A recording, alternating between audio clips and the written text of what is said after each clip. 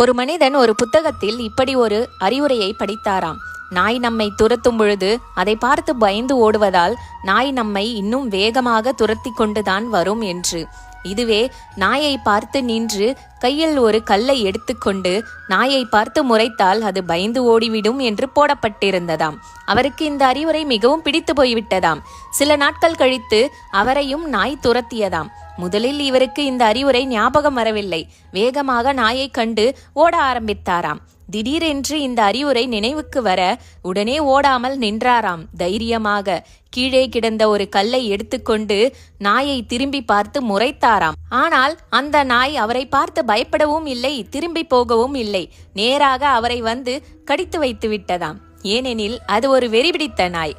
அன்று அவருக்கு ஒரு விஷயம் புரிந்ததாம். அந்த புத்தகத்தில் அவர் படித்த அறிவுரை எல்லா நாய்களுக்கும் பொருந்தாது என்று உணர்ந்து கொண்டாராம். இந்த கதையில் வருவது